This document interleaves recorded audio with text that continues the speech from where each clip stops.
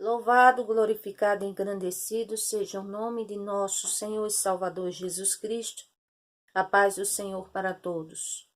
Hoje, dando continuidade a responder perguntas que muitas pessoas fazem sobre o Senhor, sobre a Bíblia, sobre alguns assuntos que são dúvidas na mente das pessoas. Hoje vamos responder mais 3 perguntas para a glória do Senhor. E a primeira pergunta é: a Bíblia, ela é sagrada? Ela foi escrita por quem? Ela é um livro sagrado? E aqui nós respondemos esta pergunta no livro a partir de 2 Pedro, capítulo 1, versículo 21. Louvado seja o nome do Senhor. 2 Pedro, capítulo 1, versículo 21, que está escrito: porque a profecia nunca foi produzida por vontade de homem algum, mas os homens santos do Senhor nosso Deus falaram inspirados pelo Espírito Santo. Então, aqui nós vemos que como a Bíblia é composta de narrativas de acontecimentos que houve com os povos daquela época e também está repleta de profecias e promessas oriundas do Senhor, então aqui já estamos observando que a Escritura nunca foi produzida por homem algum, segundo a vontade de homem algum, melhor dizendo, mas por santos homens de Deus. E mais uma coisa, diz o versículo 20. Sabendo primeiramente isto, que nenhuma profecia da Escritura é de particular interpretação. Ou seja, não se pode interpretar sem ter o discernimento do Senhor. Sem ter, vamos dizer, um clarear através do Espírito Santo do Senhor na mente. Porque as coisas espirituais, elas só se discernem espiritualmente. Agora aqui, 2 Timóteo, capítulo 3, versículo 16 ao 17, está escrito a finalidade pela qual a palavra do Senhor, a Bíblia Sagrada, ela foi escrita e trazida até nós, e que ultrapassa séculos e séculos. Toda a escritura divinamente inspirada é proveitosa para ensinar, para redarguir, para corrigir, para instruir em justiça, para que o homem de Deus seja perfeito e perfeitamente instruído para as boas obras. Então, aqui está dizendo alguns dos objetivos pelos quais a Bíblia Sagrada ela foi escrita, para nos ensinar, para nos exortar, para nos corrigir, para nos instruir acerca da justiça, acerca um pouco do Senhor nosso Deus, falar um pouco sobre o seu poderio, seus milagres, seus feitos, do seu sacrifício de cruz, da verdade. Quem procura a verdade irá achar nas Sagradas Escrituras, e que essa verdade, ela não é uma verdade, como alguns pensam, religiosa. Ela é uma verdade a qual ela preenche toda a vida, em todos os âmbitos, porque a palavra do Senhor nosso Deus tem resposta para todos os nossos dilemas, todas as nossas causas. Agora, uma ressalva de que certas coisas, como diz Deuteronômio 29 e 29, são mistérios do Senhor nosso Deus. Mas aquilo que ele quis deixar para nós, para o nosso entendimento, para o nosso crescimento, para a nossa proximidade com ele, comunhão, está revelado nas Sagradas Escrituras. Portanto, quaisquer sonhos, ou qualquer profecia, ou tudo que se for ouvido, deve ter base bíblica, porque nada pode ser criado assim da mente humana fora da Bíblia. Não se pode. É considerado anátema. Agora vamos à segunda pergunta. Por que se há tanto escândalo no Evangelho? Por que se há tantos escândalos por aí? É só nas igrejas? Não. Se há escândalo em todo lugar, se há escândalo no meio de famílias, se há escândalo na vida das pessoas, se há escândalo nas igrejas, se há escândalos em todo repartimento, em todo setor, onde tem humano, tem problemas.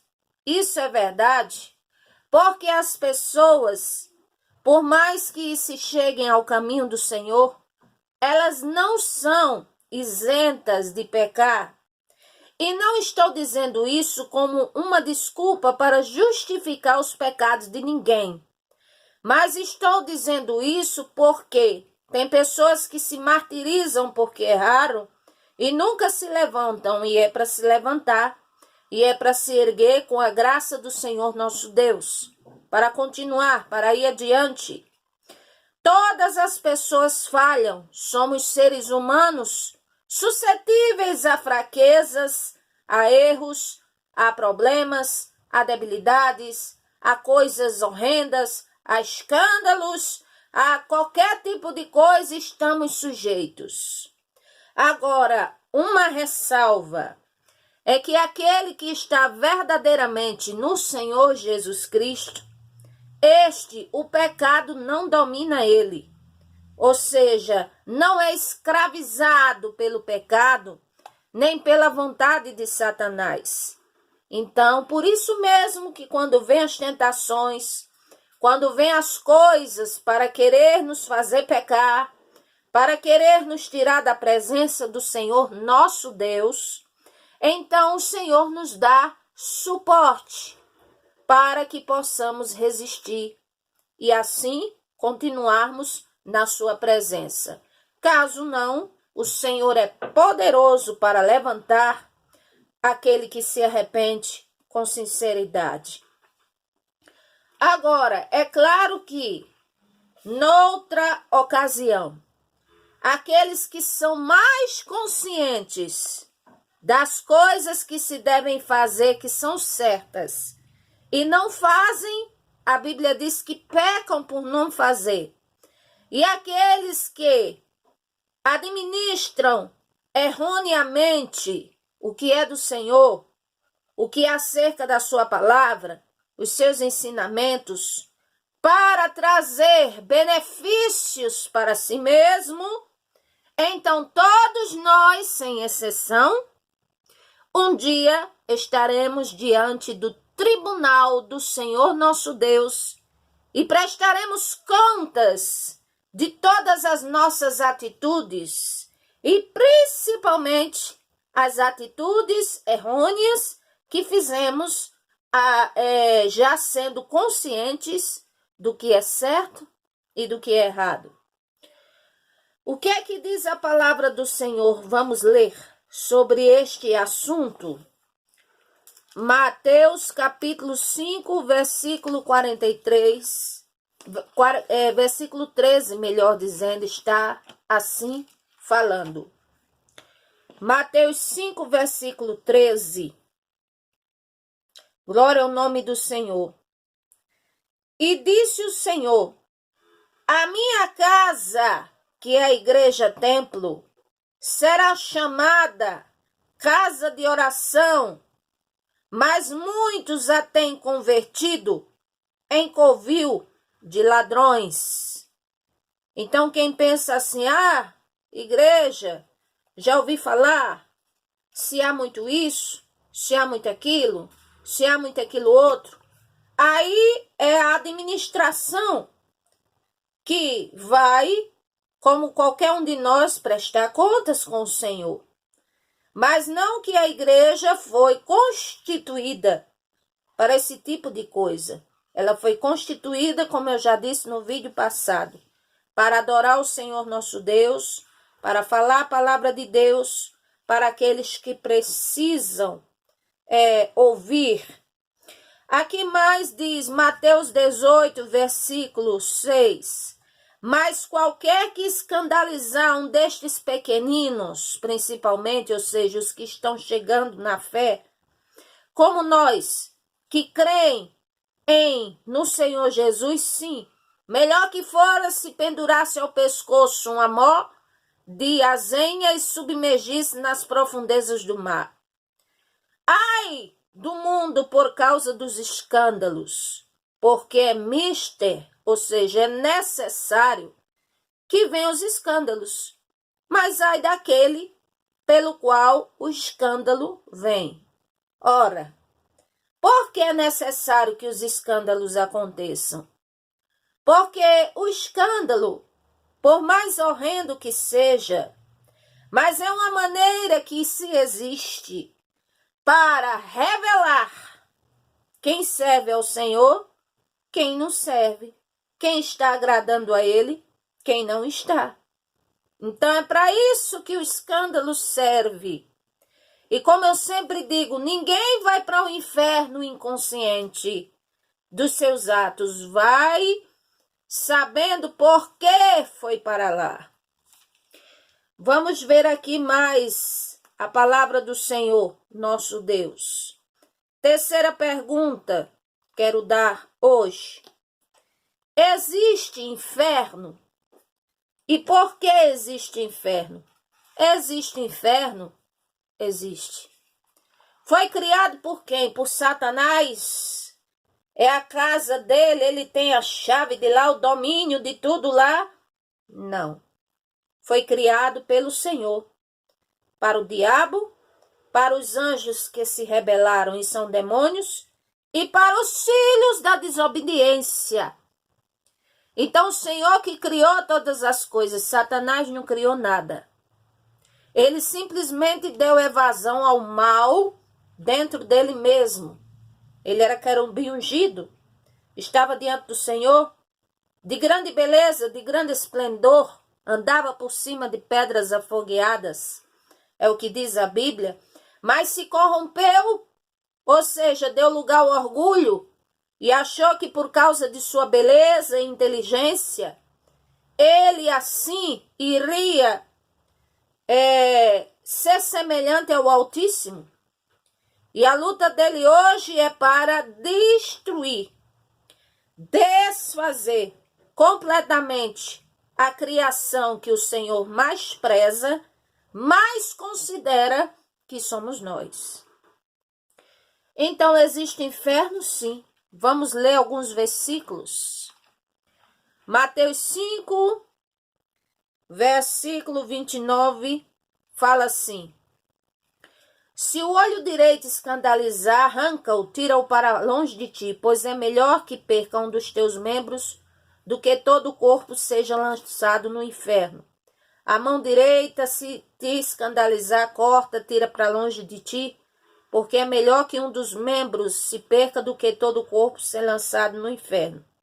Agora espera aí, não é pegar e arrancar, que verdadeiramente o Senhor assim quer dizer. Aqui foi uma expressão muito forte do Senhor, onde ele está querendo dizer que devemos fazer, vamos dizer assim, crucificar a carne para dar lugar à presença do Senhor, e observarmos o que é que nos faz pecar, se é a língua, se é o olho, se é as mãos, se é o temperamento, seja lá o que é que for que nos faz pecar, e assim procurar refrear, mortificar, porque é melhor assim do que todo o corpo ser lançado no inferno, os membros serem lançados no inferno. É o que está escrito aqui. O que mais posso falar? Versículo Louvado seja o nome 22, do mesmo capítulo de Mateus 5. Qualquer que sem motivo se encolerizar contra seu irmão, será réu de juízo. E qualquer que chamar seu irmão de raca, não é raça, é raca, que quer dizer louco, sem motivo algum, será réu de sinédrio. E qualquer que chamar de louco, será réu no fogo do inferno. Então a justiça, nós querendo justiça, melhor dizendo, através do ódio, da vingança, através de, digamos assim, do desprezo, de forma, vamos dizer, insensata, estúpida, o Senhor está dizendo que não agrada a ele e nós é que vamos ser réu de juízo. Porque a Bíblia também diz que a ira humana jamais opera a justiça do Senhor nosso Deus. Vamos mais adiante ler um pouco mais. Lucas 16, 28, que fala do rico e do Lázaro. E a Bíblia diz que ali, louvado seja o nome do Senhor, o inferno era considerado como lugar de tormento eterno. E só não é, vamos dizer, mais eterno porque ainda tem um lago de fogo e enxofre e o inferno vai ser lançado lá. Aqui diz aqui, louvado seja o nome do Senhor. Lucas, capítulo 16, vamos ler aqui. Ora, havia um homem que se vestia de púrpura de linho finíssimo e vivia todos os dias regaladamente, de forma esplêndida no seu dinheiro, no seu esplendor, na sua vontade, comprando e fazendo como bem queria. Havia também um certo mendigo chamado Lázaro, e esse jazia cheio de chagas à porta daquele, desejava alimentar-se com as migalhas que caía da mesa do rico, e os próprios cães vinham lamber-lhe as chagas. Olha a situação daquele homem. E aconteceu que um mendigo morreu e foi levado para os anjos, para o seio de Abraão. E morreu também o rico com todo o seu esplendor e riqueza, e não pôde levar nada para o caixão. Morreu e foi enterrado e sepultado.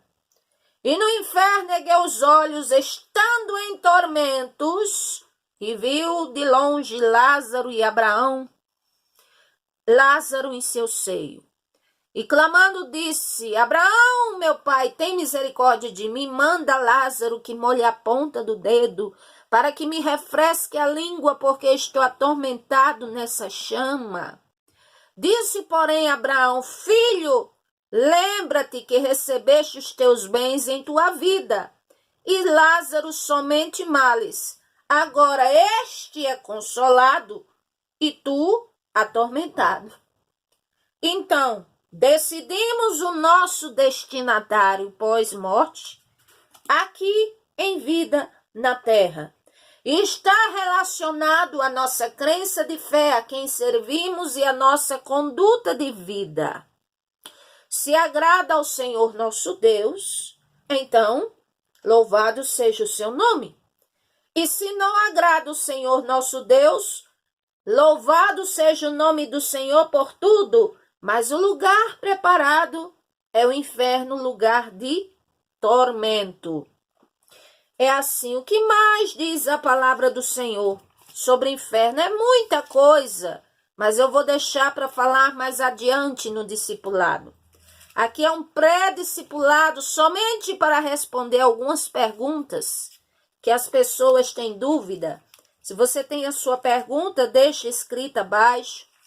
De repente pode ser assim explanada a resposta no próximo vídeo. Aqui fala em Apocalipse capítulo 20, o versículo 14, está escrito assim, o 13 em diante.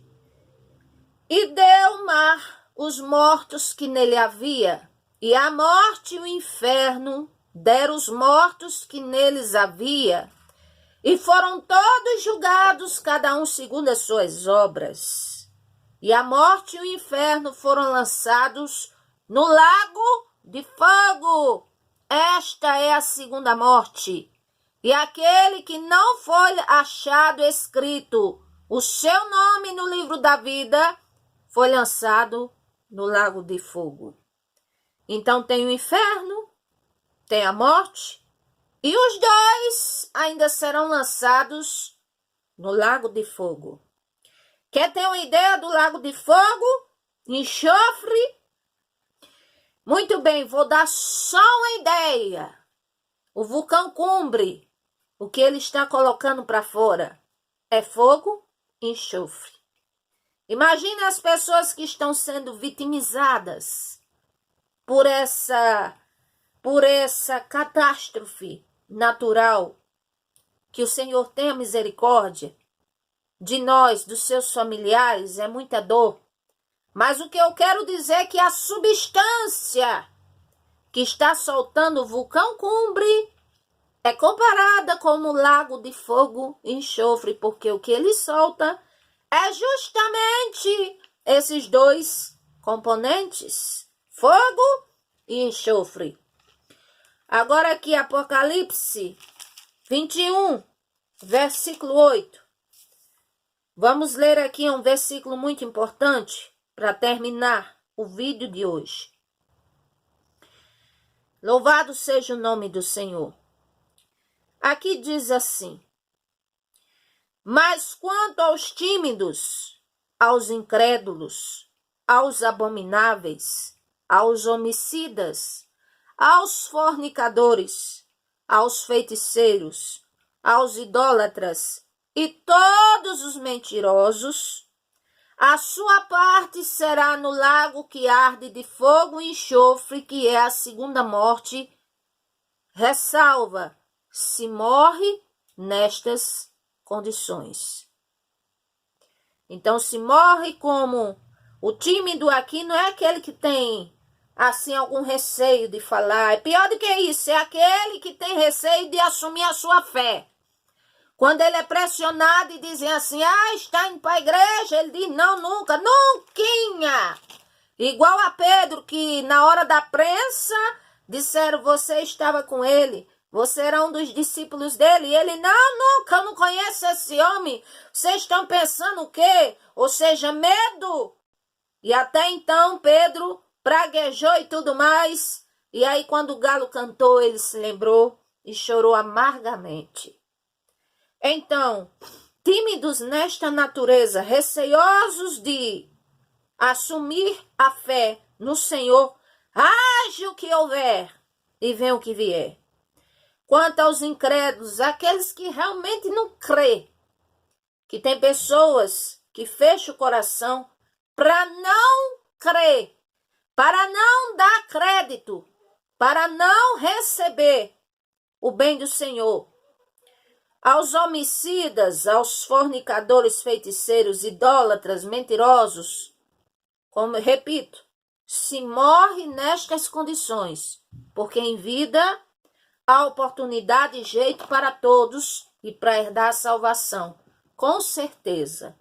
Mas se porventura persiste nessa vida e morre assim, será lançado no lago de fogo e enxofre, que é a segunda morte, inferno e segunda morte. Aí você pode dizer, mas eu estou me esforçando para vir para o Senhor, para agradar ao Senhor. Muito bem, o Senhor está vendo. Ele não é injusto. Mas aqueles que, no seu casuísmo, duramente, decididamente, resolvem viver assim, a Bíblia fala que o destinatário é esse. Que o Senhor nos ajude e nos abençoe. Pretendo fazer apenas mais um vídeo ou dois, no máximo, de responder perguntas. E depois estarei começando a postar vídeos neste meu canal secundário sobre o discipulado, sobre a doutrina do Senhor nosso Deus, sobre a Bíblia Sagrada, quantos livros tem, assunto de angiologia, demoniologia, assuntos que eu quero fazer de uma forma um pouco mais profunda de discipulado, porque estamos vivendo num tempo onde sabemos que se há muita coisa e que as pessoas elas precisam ser o máximo que puder por todos os cristãos que amam ao Senhor e conhecem a sua palavra, precisam esclarecer a essas pessoas sobre a vontade do Senhor, sobre as coisas que se andam acontecendo e tudo mais. Que o Senhor vos abençoe. Aqui me despeço de vocês. Oreis em meu favor, que eu estou orando em favor do Brasil e de todos. Amém, graças a Deus.